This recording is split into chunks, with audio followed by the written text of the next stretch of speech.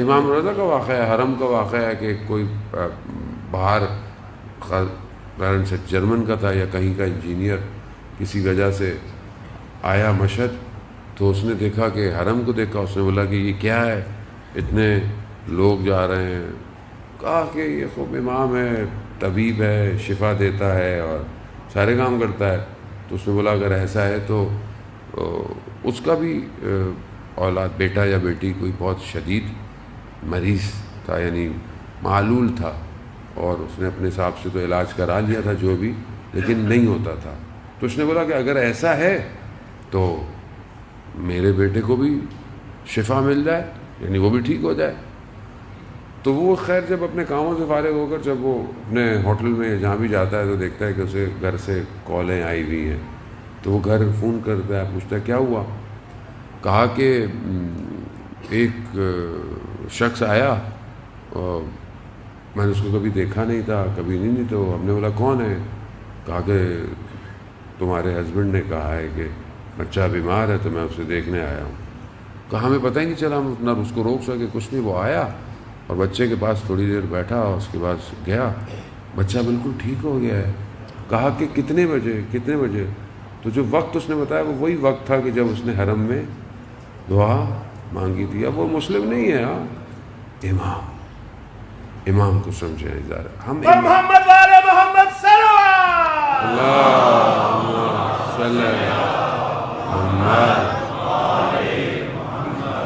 امام کو سمجھے، ہم امام کو نہیں سمجھے. جانے محترم، ایک عالم دین کہتے ہیں میں حرم امام رضا میں ہی تھا. میں نے کہا کہ یہ ہر کوئی ادھر ادھر سے آتا ہے اور مطلب اتنے سارے لوگ ہوتے ہیں، خاص طور پہ مثلا آپ زیارت پہ جب جائیں، ولادت ہو، شہادت ہو، بہت رش ہوتا ہے. اور ابھی تو خیر کووڈ ہے لیکن اس کے باوجود بھی پبلک بہت ہے، پاؤں رکھنے کی جگہ نہیں ہوتی حرم امام رضا میں، اتنا رش ہوتا ہے. اس پہ وہ ایک عالم دین کہنے لگے کہ میں نے کہا کہ اتنے سارے لوگ ہیں اور ہر کوئی امام کو سلام کر رہا ہے، کوئی امام کو، تو یہ امام سب کو جواب کیسے دیتے ہوں گے. ہر کوئی کہیں سے آتا ہوا. خیابان امام رضا میں تو دور سے، کیونکہ جب بھی اکثر ہم جب بھی نصیب ہوتا ہے، اللہ تعالیٰ آپ سب کو زیارت نصیب فرمائے، جب بھی بندہ ایئرپورٹ سے آتا ہے تو خیابان امام رضا پہ گاڑی آتی ہے، ٹیکسی آتی، تو دور سے جو ہے وہ امام کا حرم نظر آ جاتا ہے. مطلب وہیں سے سلام کرتا ہے، تو بھلا آگے آئے تو سلام کرتا ہے. اب وہ کہتا ہے کہ اتنے سارے لوگ ہر طرف سے سلام کر رہے ہیں تو امام جواب کیسے دیتے ہیں. تو عالم برزخ کی آنکھ کھل گئی تھوڑی دیر کے لیے، پردہ ہٹ گیا. تو کیا دیکھا؟ ہر زائر کے برابر میں امام موجود ہے، ہر زائر کے برابر میں. ابھی اگر آپ آج کے دور میں دیکھیں، کیونکہ ہم لوگ کیونکہ مادی ہیں، ہم لوگ ہر چیز کو بڑا لاجیکل، کہ اول تو مادہ ہے ہی نہیں ہے، آپ مادے کے اندر ان چیزوں کو نہیں سنبھال سکتے، یہ مادے سے اوپر ہے معاملہ، دوسرا عالم ہے. اگر پھر بھی مادے کے اندر دیکھیں تو دیکھیں بہرحال آپ کے پاس موبائل ہے، سب کے پاس، کوئی کال کرتا ہے تو یہ کال آپ کو کیوں آتی ہے، آپ کے برابر والے کو کیوں نہیں آتی. کبھی ایسا ہوا کہ برابر میں بیٹھا ہوا ہے، اس کو کال آ گئی، انہوں نے سوری کیوں نہیں آئی، وجہ کیا ہے؟ وجہ ہے کہ آپ کا نمبر مخصوص ہے. تو جب آپ امام کو پکارتے ہیں نا تو آپ کا نمبر مخصوص ہوتا ہے. اسی لیے شخص 10ویں امام کی خدمت میں آیا، مولا ہم ہر وقت تو آپ کی خدمت میں ظاہراً نہیں آ سکتے، لیکن ہم کس طرح آپ کو پکارا کریں. کہا تم دنیا میں کہیں بھی ہو، صرف اپنے لبوں کو ہلایا کرو. امام کو سمجھے. جانے محترم، سارا معاملہ امام کو سمجھنے اور نہ سمجھنے کا ہے. یہ امام کو نہیں سمجھے تو مشکلات ہیں، امام کو سمجھ گیا تو کامیابی ہے. اسی امام کو سمجھنا ہے. آخر یہ کربلا کے اندر جو بہرحال ہماری گفتگو چلی تھی، ایک اور درس جو ہمارے استاد بیان کرتے ہیں وہ یہ ہے کہ کربلا میں جو دوسری طرف تھا حصہ، گروہ، وہ شیطان کی پیروی کر رہا تھا، یعنی شیطان کی پیروی کر. اب شیطان کی پیروی کر رہا، ظاہر ہے وہ پھر امام کے مخالف ہوگا. اب اس شیطان کی پیروی جو ہے وہ انسان کو کہاں لے جاتی ہے، کس طرف لے کے چلی جاتی ہے شیطان کی پیروی. شیطان دیکھیں قرآن کی کافی آیات ہیں کہ جو واضح کہہ رہی ہیں کہ یہ تمہارا کھلا دشمن ہے، آشکار دشمن ہے۔ اچھا، ہمارے ہاں ایک کافی عرصے سے جو مجالس کے اندر، کیونکہ بہرحال ہمارا مکتب تو فی الحال یہی ہے، ہم اسی میں ہی زیادہ تر ذکر سنتے ہیں اور ذکر کرتے ہیں اور کرتے بھی رہنا چاہیے۔ ایک چیز جو ہمارے ہاں بہت عرصے لیک رہی، یعنی ایسا نہیں کہ نہیں ہوئی لیکن کم ہوئی، وہ دشمن شناسی ہے۔ دشمن شناسی ہمیں نہیں بتائی گئی، اور یہی وجہ ہے کہ دیکھیں پھر بات کہیں اور سے کہیں نکل جائے گی۔ مسئلہ یہ ہے کہ کیا کریں، وقت بھی اتنا نہیں ہوتا۔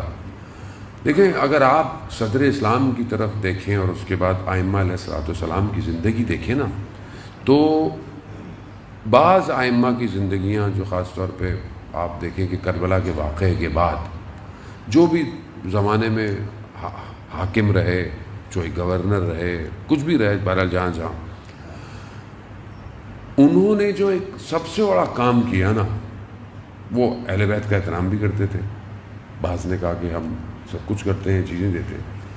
جو ایک کام سب سے بڑا انہوں نے کیا، وہ یہ کیا کیا؟ دشمن شناسی کو ختم کر دیا کہ دشمن کون ہے، دشمن کیا کہتے ہیں۔ آپ دیکھیں کہ مدینہ رسول کے دور کے اندر سورہ منافقون اتر رہی ہے پوری، لیکن جیسے رسول گئے منافق ہے ہی نہیں۔ آپ تاریخ میں دیکھیں، آپ کو منافق نظر نہیں آئے گا۔ اور یہ سلسلہ چلتا رہا۔ دشمن نہیں بتایا گیا کہ دشمن کون ہے، دشمن کی صفات کیا ہیں، دشمن کرتا کیا ہے، کیسے، بالکل سائلنٹ ہے۔ لوگوں کو پتہ ہی نہیں چلا کہ دشمن بھی ہوتا ہے کوئی جو نہیں ہوتا۔ جب آپ کسی کو اتنا ریلیکس کر دیں گے، اسے پتہ ہی نہیں کہ سامنے ہیڈلز بھی ہیں، گھڑے بھی ہیں، وہ گھڑوں کو بھی عزت سے روکتا ہوا جائے گا، نہیں یہ تو بڑے اچھے ہیں، تو ضروری ہیں، یہ تو ظاہر ہے۔ حالانکہ وہ نقصان دہ ہیں گاڑی کے لیے، شاکس کے لیے، بہت ساری جگہوں پہ نقصان دہ، لیکن آپ کو ایسا بتایا کہ آپ بولے نہیں اگر یہ نہیں ہوگا تو خوبصورتی نہیں آئے گی، یہ نہ سمجھ رہے ہیں؟ یعنی کتنا فیبریکیٹ کر دیا تاریخ کو لوگوں نے کہ آپ کو پتہ ہی نہیں ہے دشمن کون ہے۔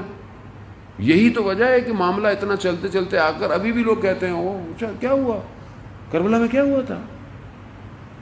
آپ دشمن، آپ کو پتہ ہی نہیں دشمن کون ہے۔ دشمن آپ کا میرا نہیں ہے، دشمن اسلام کا ہے۔ اصل میں آپ مسلمان ہیں، آپ کو اپنے دشمن نہیں، آپ کو اصل اسلام کا دشمن۔ میرا تو ہو سکتا ہے کوئی ذاتی دشمن ہو، پرسنل کوئی میری، لیکن اصل قرآن کیا کہہ رہا ہے؟ عدو مبین ہے۔ کون ہے؟ کھلا آشکار دشمن ہے تمہارا۔ اتخذو تک کا لفظ استعمال کر رہا ہے قرآن کہ تم اس کو دشمن سمجھو، شیطان کو اپنا۔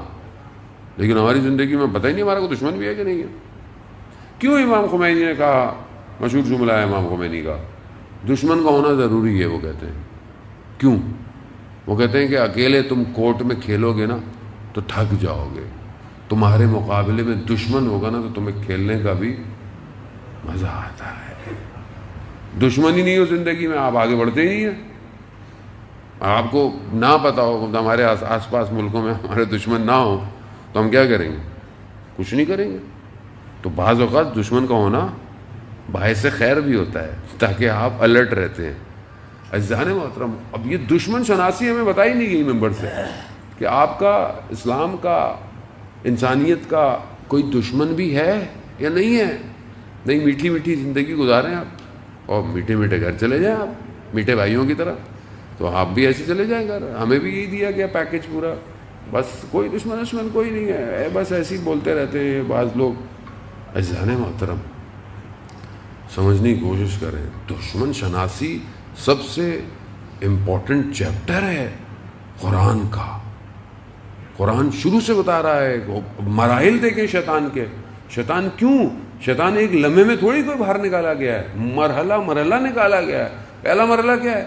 پہلا مرحلہ اس نے مادیت کو فوقیت دی، یعنی اس نے میٹر کو فوقیت دی۔ جب خدا کہہ رہا ہے کہ میں نے اس میں اپنی روح کو پھونکا ہے، سجدہ کرو، وہ یہ نہیں دیکھ رہا کہ روح پھونکی گئی ہے، وہ کہہ رہا ہے یہ تو خاک ہے۔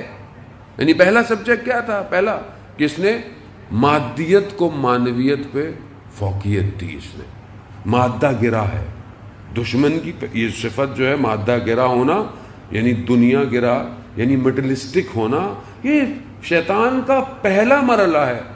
آج آپ کے سامنے پوری دنیا مگر مادہ گرا نہیں ہے, مگر میٹریلسٹک نہیں ہے. گھر ہوں اچھے ہوں, بیٹھنے کی سیٹ اچھی ہو, گاڑی کی سیٹ اچھی ہو, فلانا اچھا ہو, یہ اچھا ہو, وہ اچھا ہو, سونے کا تکیہ ایسا ہو. کیوں؟ کیونکہ اس نے تو مرنے کا ان کے یہاں تو کانسیپٹ ہی نہیں ہے.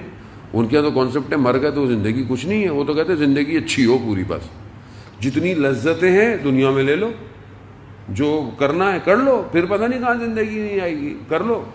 چاہے وہ نشے ہوں, چاہے وہ ڈرگز ہوں, چاہے وہ دنیا کے سارے غلط کام ہوں. کیوں ہے وہ؟ کیونکہ وہ مادہ گرا ہے اور اس نے دنیا کو ویسے ہی فیبریکیٹ کیا ہے, ویسے ہی ڈیزائن کیا ہے, اسی طرح وہ دنیا کو لے کر چل رہا ہے. اور ہم بھی ظاہر ہے اسی مادے کے پیچھے. دجال جب آئے گا تو دجال کے لیے یہی کہا جاتا ہے کہ وہ اپنے ساتھ جنت لے کر چلے گا. یہ نہیں بولے گا کہ دیکھو یہ چاہیے ادھر آ جاؤ, جبکہ وہ جنت نہیں ہوگی, وہ جہنم ہوگا. جس کو وہ جہنم سمجھے گا وہ جنت. اب جو شخص اپنی زندگی میں آج مادے کی طرف ہے, یعنی ایک جوان وہ صرف اپنی زندگی کو میٹریلسٹک اپروچ رکھتے ہوئے آگے بڑھتا ہے, چاہے اس کی ایجوکیشن ہو, چاہے اس کا پروفیشن ہو, چاہے اس کا ایکسپیرینس ہو, کچھ بھی ہو, صرف اگر مادہ ہے تو ناکام ہے. اگر وہ اسی کام کو خیر کے لیے, اپنے شعور اور عقل کے لیے, پیسہ اس لیے کمائے کہ میں دوسروں کی بھی مدد کر سکوں. خود دوسروں کی مدد کرنا مادی گیری نہیں ہے, دوسروں کی صفت کرنا مادہ نہیں ہے, یہ تو الہی کام ہے. آپ خود بخود مادے کو ٹوٹتے چلے جائیں گے. ویسے بھی انسان ظاہری طور پر, آج جبر بھائی سے میری ملاقات ہوئی تو وہ مجھے کہہ رہے تھے کہ جیسے ہم لوگ ظاہری طور پر اپنی زندگی میں گھر بناتے ہیں, کوشش کرتا ہے کہ آدمی ایک پلاٹ لے لے. آج کل تو پلاٹ لینا ہی بڑا مشکل ہو گیا پاکستان میں بھائی. تو ہر سال آؤ تو قیمتیں جو ہیں وہ پرواز کر رہی ہوتی ہیں. تو وہ زمانہ کوئی اور تھا جو لوگوں نے لے کے خرید لیے ہوں گے. لیکن اجزان محترم بہرحال وہ بتا رہے تھے بڑا اچھا پروجیکٹ ہے, ایک قبرستان بہشت زہرا کہ جو یہاں سے کچھ فاصلے پر وہ مجھے کہہ رہے تھے ہے, اور کافی حد تک انہوں نے اس کو کر لیا ہے. لیکن ابھی بہرحال ایک اچھی خاصی اماؤنٹ اس کی باقی ہے. کوئی بہت بڑی اماؤنٹ نہیں ہے وہ ظاہری طور پر اگر دیکھی جائے تو جہاں ہم اپنے دنیا کے پلاٹ خریدتے ہیں وہاں آخرت کا پلاٹ بھی خریدا جائے. اور وہ پلاٹ مانوی پلاٹ ہے, یاد رکھیں, مادہ نہیں ہے. یہ مت سوچیے کہ میں 1-2 کنال خرید لوں گا تو چلو میری قبر بڑی ہو جائے گی. نہیں, آپ کی قبر بڑی نہیں ہوگی, آپ کی قبر اتنی رہے گی. ہو سکتا ہے لیکن اس میں کچھ اور لوگوں کی قبریں ہوں, نہیں پتہ آپ کے برابر میں دفن ہونے والا, شاید اس کی وجہ سے میری قبر کا عذاب کم ہو جائے. ہمیں نہیں پتہ کہ برابر والا کون ہے. بعض لوگوں کی روحیں اتنی طاقتور ہوتی ہیں کہ جب انہیں دفنایا جاتا ہے اس دن پورے قبرستان میں عذاب ختم ہو جاتا ہے, پورے قبرستان میں. تو اگر 1 کنال میں خرید کر دے دوں اس میں نہ جانے کتنی قبریں بنے گی. تو یہ آخرت کا پلاٹ ہے, یہ مادی پلاٹ نہیں ہے جانے محترم. اور ظاہر ہے ایک قبرستان کا اچھا ہونا, قبرستان میں آنا جانا, ظاہر ہے آپ کے یہاں مشکلات بھی بڑھتی جا رہی ہیں, قبرستان بھی سخت ہو گئے ہیں یا جگہ کم پڑ گئی, یہ جگہ نہیں ہے. اور ایک ایسے قبرستان میں کہ ظاہر ان کا ماڈیول بالکل وادی حسین جو کراچی کے اندر ہے اسی ٹائپ کا ہے. اور قبرستان میں جانا ضروری ہے. کیوں؟ مادے سے دور کرتا ہے قبرستان. جب آپ قبرستان جاتے ہیں نا, لوگوں کو دیکھتے ہیں تو آپ کو یہ آتا ہے کہ میں نے بھی ایک دن یہیں لیٹنا ہے, اس لیے جانا چاہیے. جانے محترم اندر یہ ریکال بہت ضروری ہے کہ آج جیسے میں فاتحہ پڑھنے آیا ہوں تو کل میری بھی کوئی فاتحہ پڑھنے آئے گا. اس لیے میں عمل ساتھ لے کے جاؤں قبر کے اندر. یہ پہلا مرحلہ ہے. شیطان نے کیا کیا؟ مادے کو. دوسرا مرحلہ شیطان نے تکبر کیا, یعنی کہا کہ میں بہتر ہوں, میں آگ سے بنا ہوا ہوں. یہاں تکبر, بس یہ اس کا تکبر. اور پھر تیسرا اس نے سجدے سے انکار کیا, اور پھر چوتھا اسے نکال دیا گیا. سٹیپ بائی سٹیپ کیا ہے وہ. اس نے اتنی عبادتیں کی تھیں. ہم اپنی عبادتوں اپنے کاموں پہ خوش نہ ہو جانے محترم. اس نے بہت عبادتیں کی ہیں. قیامت والے دن کچھ لوگ بینکرپٹ ہو جائیں گے. اب بولے مولانا صاحب بینکرپٹ آدمی دنیا میں ہوتا ہے, آخرت میں کہاں سے ہوگا؟ جیسے آپ بعض اوقات چیک دیتے ہیں نا اور چیک جو ہے وہ باؤنس ہو گیا، بینک کرپسی ہو گئی کیونکہ اکاؤنٹ ہی خالی تھا، کچھ بھی نہیں ملا، کچھ بھی ہو گیا. آخرت میں بھی ایسے ہی ہوگا. یہ ساری نیکیاں کسی اور کے اکاؤنٹ میں چلی جائیں گی اور وہاں خالی ہوگا. بہت سارے ایسے عمل ہیں جان محترم. میں کتاب ہے ایک، میں نے پہلے بھی اس کو عرض کیا کہ 90 پیج کی کتاب ہے، خالی 3 منٹ قیامت کے، اردو میں پرنٹ ہو چکی ہے، PDF بھی موجود ہے، آڈیو بھی موجود ہے، آپ خرید سکتے ہیں آن لائن. اس میں ایک شخص جو آپریشن اس کا ہو رہا تھا، زخمی تھا وہ جان باز، جنگ کا بھی زخمی تھا، لیکن اس کا حادثہ ہو گیا. اس حادثے میں ڈاکٹر اس فیصلے میں کہ اس کا آپریٹ کریں نہ کریں کیا کریں، وہ 3 منٹ ہے. اسی درمیان میں وہ عالم برزخ میں چلا گیا، یعنی مر گیا ہے ایک طرح سے. اس عالم برزخ میں جو اس نے دیکھا، یہاں تو 3 منٹ تھے، وہاں اس نے پتہ نہیں کیا کیا دیکھا. وہ جو واپس آیا ہے تو اس نے وہ کتاب لکھی ہے جو اس نے دیکھا ہے. ایک جگہ بہرحال میں بہت گزرتا ہوا اس سے کہ ہم متوجہ ہوں. وہ کہتا ہے کہ میں جب گیا تو ایک جگہ پر کرسی میز لگی ہوئی تھی، تو میں نے کہا بہرحال ایک کتاب پڑھی ہوئی بہت بڑی، تو کہا کہ کھولو. میں نے سمجھ گیا کہ میرا اعمال نامہ ہے. اب وہ اعمال شروع ہو گئے جب میں بالغ ہوا تھا اس وقت سے. اب بعض اوقات تو بچوں کو پتہ ہی نہیں ہوتا بالغ ہو گئے نہیں ہو گئے، واجب ہو گئی نماز، واجب ہو گئی روزہ، واجب ہو گیا، ساری چیزیں واجب ہو گئی. اب وہ کہتا ہے کہ وہ میں نے یہ بہت اچھا تھا، اس کا عمل بہت اچھا تھا، یہ پہلے سے نمازیں پڑھا تھا، یعنی بالغ ہونے سے پہلے سے. اس لیے کہتے ہیں نا 7 سال سے بچوں کو نماز پڑھانا شروع کرتے، نقصان نہیں دے گی، فائدہ ہی دے گی. تو وہ سب کو، لیکن کہا کہ میرے عمل شروع ہے تو میں نے نیک کام کیا، نماز پڑھی، یہ کیا وہ کیا. رات یعنی اس دن کا آخر میں دیکھا میرے سے ایک غیبت ہوئی. کہا کہ اس دن کا پورا عمل اڑنا شروع ہو گیا، صفحہ خالی. اگلا صفحہ کھولا، پھر شروع، تم نے یہ نیک کام کیا، تم نے اس کی مدد کی، یہ کیا وہ کیا. تم رات کو اپنی انجمن میں ماتم کرنے گئے مگر تم دکھانے کے لیے گئے، پھر سارے اعمال اڑ گئے، خالی ہوتا رہا. اجزاء موت. بعض عمل ایسے ہیں جو کھا جاتے ہیں انسان کی نیکیوں کو. خوب شیطان کا کام ہی یہی ہے، آپ بہت اچھا کریں، آپ سے غلطی کرائے گا، ختم. لیکن اس لیے بعض لوگ کہتے ہیں کہ مولانا صاحب دل نہیں چاہتا. آپ دیکھیں نا، جوان کا مجھ سے کسی نے آج سوال بھی پوچھا ہوا، جوان سوال پوچھتے ہیں، پریشان تو ہیں جوان کہ میں اتنا نیک کام کرتا ہوں، یہ کرتا ہوں، پھر شیطان مجھ سے گناہ کرا دیتا ہے. شیطان مجھ سے گناہ کرا دیتا ہے. یہ سوشل میڈیا بہت آسانی سے گناہ کراتا ہے انسان سے، یہاں دیر نہیں لگتی گناہ کرنے کے لیے. اب شرمندگی ہوتی ہے، پشیمانی ہوتی ہے، اب کیا کریں. اب شیطان کیا کہتا ہے؟ شیطان کہتا ہے بھائی کچھ نہیں ہو سکتا تمہارا، چھوڑو یہ نمازیں کیا، اس کا کام ہی یہی ہے. لیکن پھر بھی جب بھی آپ نماز پڑھتے ہیں، روایت کہتی ہے کہ شیطان کی ناک زمین پر رگڑی جاتی ہے جب کوئی شخص نماز پڑھتا ہے. صدر اسلام میں اصحاب رسول خدا حضرت محمد مصطفیٰ صلی اللہ علیہ وسلم محمد رسول کی خدمت میں آئے، یا رسول اللہ فلانا شخص جوان ہے، وہ گناہ کرتا ہے. کہا نماز پڑھتا ہے؟ کہا ہاں نماز تو پڑھتا ہے. کہا بس ٹھیک ہے، قرآن کہہ رہا ہے کہ ان الصلاۃ، نماز جو ہے وہ کیا ہے، فحشاء اور منکر سے دور کرتی ہے. خوب پڑھتا ہے تو کوئی نہ کوئی آہستہ آہستہ آہستہ آہستہ نماز نہیں چھوڑے. عزیزان محترم، خاص طور پر جوانوں کو، شیطان وسوسے کرے گا آپ کو، شیطان بہکائے گا آپ، نماز نہیں چھوڑے، پڑھتے رہے. ایک دن یہی نماز آپ کو بچا لے گی. شیطان کا کام ہی یہی ہے کہ وہ آہستہ آہستہ انسان کو، آپ نیک کام کریں گے، ابھی یہاں سے جائیں نیک کام کریں، آپ کہیں چائے بیٹھے پی رہے ہوں، کھانا، آپ سے غیبت کرائے گا. غیبت کیا کرتا ہے؟ جتنی نیکیاں آپ کی تھی نا، جس کی آپ نے غیبت کی، اس کے اکاؤنٹ میں چلی گئی. یعنی اب آپ روز محنت کریں اور کسی کا اکاؤنٹ ڈپازٹ کر رہے ہیں آپ ڈیلی. اب کیا کریں؟ غیبت کا کیا کریں؟ شخص آیا، اسی طرح رسول خدا حضرت محمد مصطفیٰ صلی اللہ علیہ وسلم، اللہم صلی علی محمد، رسول خدا کی خدمت میں آیا اور کہا کہ یا رسول اللہ غیبت ہو گئی ہے، میں بہت پشیمان ہوں، شرمندہ ہوں میں، لیکن اب میری ہمت نہیں ہے کہ میں اس سے جا کے معافی مانگوں. غیبت ہے کیا؟ غیبت ہے ایک ایسی چیز آپ نے ایک شخص کے پیچھے بولی کہ جو اس کے سامنے بول نہیں سکتے تھے آپ. یعنی اس کو ناگوار گزرے. آپ نے اس کے پیچھے بولی. اب یہی ہے کہ بھائی آپ اس سے جا کے معافی مانگیں کہ میں نے ایسا بولا. اچھا آپ کسی کو بولیں تو اگلا پھر آپ کو دو چار سنائے گا بھی, صحیح بولے گا کہ یہ کیسی بات ہے. تو یہ ہر جگہ ممکن بعض اوقات نہیں ہے. تو وہ شخص بھی رسول خدا کہتے ہیں یا رسول اللہ میرے لیے مطلب میری ہمت نہیں ہے کہ میں اس سے جا کے کہوں. تو رسول خدا کہتے ہیں بہرحال پھر دو کام, ایک استغفار اور ایک اس کے حق میں دعا کرو. جس کی غیبت کی ہے اس کے حق میں دعا کرو.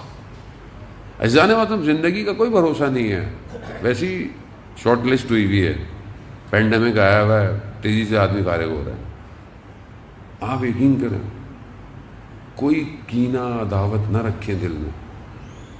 شیطان کا جو دوسرا حربہ ہے نا خطرناک, وہ رشتوں کو خراب کرتا ہے.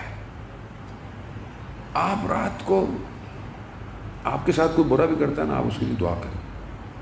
کوئی فرق نہیں پڑتا کیا کرے گا, برا کتنا برا کر لے گا آپ کے لیے.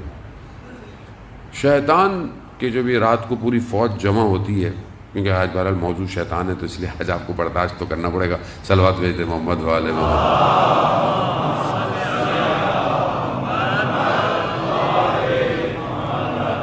وہ بھی کہے گا مولانا صاحب آج میرے پیچھے لگے ہوئے ہیں.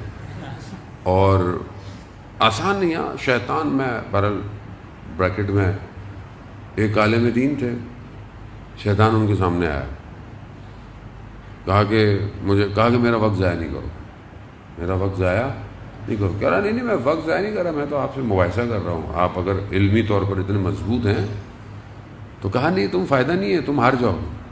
کہا نہیں میں دیکھوں تو صحیح آپ کا علم کتنا ہے. خلاصہ مباحثہ اور گفتگو ہوئی. شیطان جیت نہیں سکا ان سے, ہار گیا. کہا میں تمہیں کہا تھا نا میں تمہیں ہرا دوں گا. کہا نہیں وہ تو مجھے پتا تھا, میں تو صرف آپ کا وقت لینا چاہتا تھا. شیطان بہت ڈیٹیلڈ ہے, آسان نہیں ہے. کب سے زندہ ہے وہ؟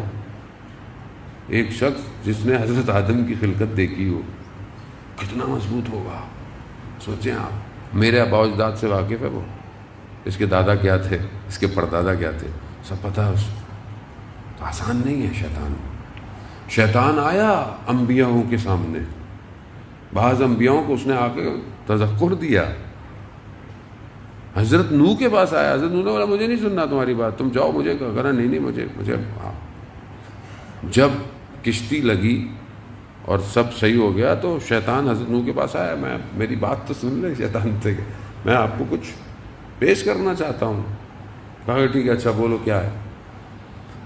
کہا کہ 4 چیزیں بنی آدم میں ہوں تو وہ بالکل میرے لیے کھلونوں کی طرح ہے, میں پھر اسے کھلونوں کی طرح استعمال کرتا ہوں.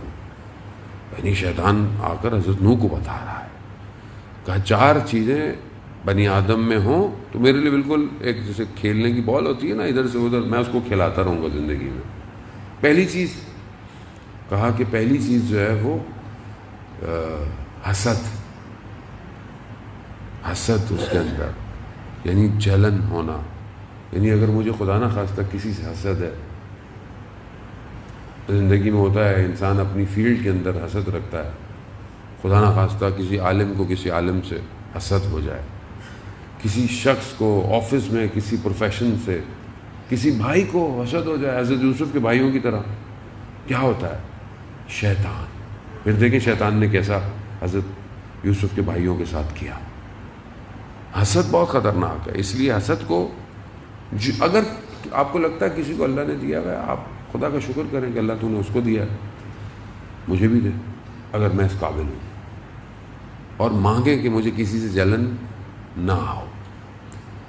دوسری چیز جو ہے وہ حرص ہے, حریص. اگر انسان حریص ہے نا, لالچی ہے, یہ بھی ہو, گریڈی ہے, یہ بھی ہو, وہ بھی ہو, یہ ختم ہی نہیں ہو کے دے رہا آدمی, تو وہ حرص جو ہے. اور جتنی ایج بڑھتی چلی جاتی, مشہور واقعہ ہے میرے خیال میں ہارون خلیفہ کا واقعہ ہے کہ اس نے بولا کہ کوئی شخص ایسا ڈھونڈ کے لاؤ کہ جس نے خود رسول سے حدیث سنی ہو.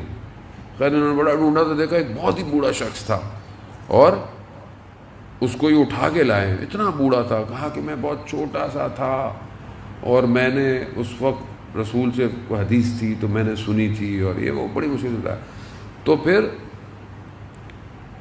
خلیفہ نے اس کو کچھ ہدیہ دیا, کہ جاؤ بھائی اس کو ہدیہ دو. جانے لگا تو اس نے بولا رکو رکو مجھے ایک منٹ خلیفہ سے دوبارہ بات کرنی ہے. بولا کیا یہ ہدیہ ابھی کے لیے ہر مہینے ملے گا؟ تو پھر خلیفہ کہنے لگا رسول نے صحیح فرمایا تھا، جتنا انسان بوڑھا ہوتا جاتا ہے حریص اتنا بڑھتا جاتا ہے. رسول اللہ کی حدیث ہے. انسان حرص یہ دوسری چیز ہے جو شیطان کہہ رہا ہے کہ اگر یہ ہوگی تو پھر میں اس کے ساتھ ایسا کروں. تیسری چیز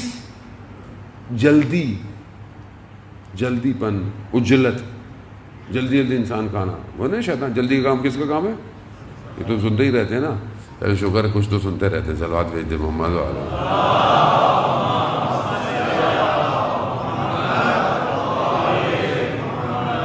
اس لیے کہتے ہیں کہ کام طریقے سے کریں، اتنا تیزی سے کاموں کو انجام نہ دیں. اور چوتھی چیز جو ہے وہ بخل ہے، یعنی کنجوس. بلکہ جو قرآن اس حدیث کے اندر، کیونکہ یہ حدیث امام جعفر صادق علیہ السلام صلی علی محمد امام نے بیان کیے، تو اس کے اندر جو بخل کا لفظ ہے نا، کنجوسی کا، وہ ایک لیول ہائر ہے. یعنی ایک کنجوس کون ہوتا ہے؟ بخل کے اپنا کچھ دیتا نہیں ہے، لیکن وہ ایک لیول اتنا آتا ہے کہ کوئی اور بھی دے رہا ہو نا تو اس کو وہ بھی نہیں اچھا لگتا. یعنی بعض وقت آپ ساتھ جا رہے ہوتے نا، آپ دیتے ہو نکال کے، وہ کہہ رہا بھائی کیوں دے رہے ہو اتنا زیادہ. وہ کنجوس سے بھی ایک لیول ہائی ہوتا ہے. بھائی خود نہیں دے رہا دوسرے کو دینا تو اس کو بھی روکتا ہے. یہ صفتیں ہوں تو وہ کہتا ہے کہ میں بڑے آرام سے آدم کو کھلاؤں گا، یعنی پھر وہ میرا کارندہ ہے. شیطان کی جو بہرحال وقت جو ہے وہ بہت تیزی سے آگئی. شیطان کا جو ایک اور حربہ ہے کہ جو آج کل بہت پریکٹیکل ہماری لائف کے اندر ہے، وہ یہ ہے کہ عزیز و اقارب، بہن بھائی، میاں بیوی، ماں باپ، رشتہ دار، ان میں آپس میں ان کو لڑاؤ، نفرت، مس انڈرسٹینڈنگ. آپ کے سامنے ذرا سی بات پہ آج گھر بریک ہو جاتے ہیں. ذرا سی کنسلٹنسی ہم کرتے ہیں لوگوں کی، ڈائیورس، یہ ایشو. وجہ کیا ہے؟ جب وجہ دیکھتے ہیں تو وجہ تو کوئی ہوتی نہیں ہے. ایک بات تھی، خالی ذرا سی بات تھی، کسی بات کی وجہ سے جو ہے وہ، حالانکہ کوئی ایسی بات نہیں تھی. اگر تھوڑا خاموش ہو جاتے، صبر کر جاتے تو مسئلہ حل ہو جاتا. شیطان کے کرندے جب رات کو جمع ہوتے ہیں تو سب سے زیادہ شیطان جو خوش ہوتا ہے وہ اس بات پہ ہوتا ہے کہ جب ایک شیطان نے میاں بیوی کو لڑایا ہوتا ہے، سب سے زیادہ خوشی اسے اس پہ ہوتی. کیونکہ جب ایک گھر سپلٹ ہو جائے گا تو پھر تو سارے کام ہی برباد ہو جائیں گے. پھر تو اب کیا نیکیاں، کیا نمازیں، کیا روزے، سب فارغ ہو جاتا ہے.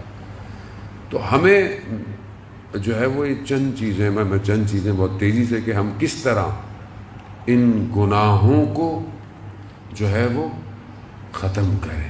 یعنی یہ جو گناہ ہو رہے ہیں، روایات ہے کہ کچھ چیزیں ایسی ہیں کہ جس کی وجہ سے سیئات حسنات میں بدل جاتے ہیں. گناہ اگر غلطی کی ہے تو وہ خدا ان کو حسنات میں بدل دیتا ہے. اور بڑا تیزی سے، اور اب سے التماس سے دعا کا طالب ہوں. ایک چیز جو ہے وہ صدق ہے، یعنی سچائی ہے. سچا آدمی گناہوں کو حسنات میں تبدیل کروا دیتا ہے. دوسری چیز حسن خلق ہے، یعنی آپ کا اچھا اخلاق. انسان کا اچھا اخلاق ہونا انسان کی بہت ساری چیزیں پروردگار بخش دیتا ہے. بہت سارے واقعات ہیں، بہرحال وقت میں دامن میں گنجائش نہیں ہے. صدر اسلام کے ایسے واقعات ہیں، ایسی ہستیاں رسول کے سامنے آئیں، دوسرے قبائل کی تھیں، لیکن رسول نے ان کے اخلاق کو دیکھ کر ان کو بخش دیا. ان کے اخلاق ایسے تھے. انسان کا اخلاق اچھا ہونا، اس کا بیہیویئر بہت ضروری ہے. علامہ تقی جعفری کہتے ہیں کہ میں ایک دفعہ گھر آیا، کسی بات پہ زوجہ کے ساتھ بڑا اختلاف ہوا، اور اختلاف بڑا ہو رہا تھا تو اچانک سے میں نے اپنی زوجہ کا ہاتھ پکڑا اور بوسہ لے لیا. وہ سب بیٹھ گیا اور کہا اس کے بعد خدا کی میرے پر ایک خاص عنایت شروع ہو گئی. کیوں؟ کیونکہ آپ نے شور کو اپنے اخلاق سے ختم کر. سامنے والا، آپ ہو سکتا ہے سامنے والا رائٹ نہیں ہے لیکن غصے میں ہے اس ٹائم، آپ خاموش ہو جائیں، آپ اپنے اچھے اخلاق کا مظاہرہ کریں، کیا فرق پڑتا ہے؟ اب آپ بھی اگر وہی کریں گے جو وہ کر رہا ہے تو پھر آپ میں اس میں فرق کیا رہ جائے گا؟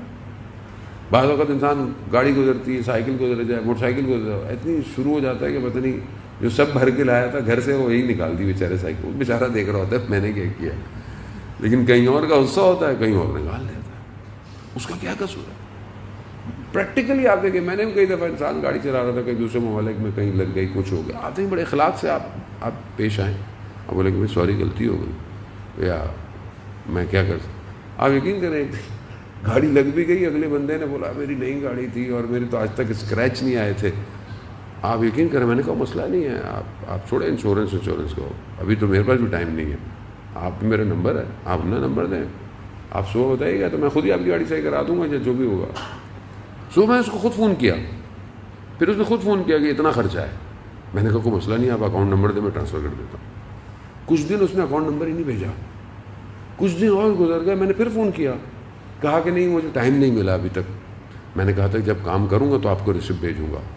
پھر میری ٹریولنگ ہوتی ہے زیادہ, میں کچھ مہینے کے بعد میں واپس آیا, میں نے کہا میرا فون بند ہوگا, رومنگ پہ کھولا ہوا نہیں تھا. تو میں نے کہا یہ نہ ہو, کیونکہ مجھے خوف تھا قیامت کا کہ میں ایک ایک پائی کا حساب کہاں دوں گا قیامت میں کھڑا ہو گیا.